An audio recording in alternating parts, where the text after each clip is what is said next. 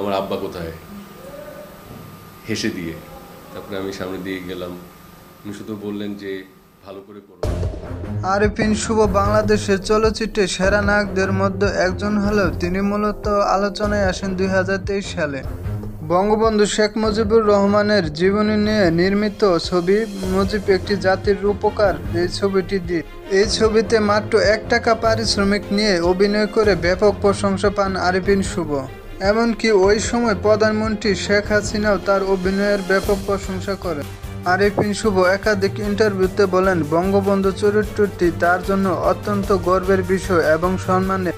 কিন্তু গত 5 আগস্ট শেখ হাসিনা পালিয়ে যাওয়ার পর থেকে আরেফিন শুভর চলচ্চিত্র ক্যারিয়ার নিয়ে উঠেছে নানান গুঞ্জন। অনেকের ধারণা বাংলাদেশ চলচ্চিত্র তথা এফডিসি থেকেও আসতে পারে আরেফিন শুভর ওপর নিষেধাজ্ঞা। এছাড়াও শেখ হাসিনার ক্ষমতা চলে যাওয়ার পর থেকে অনেকটা নীরব ভূমিকায় রয়েছে চিত্রনায়ক আরেফিন শুভ।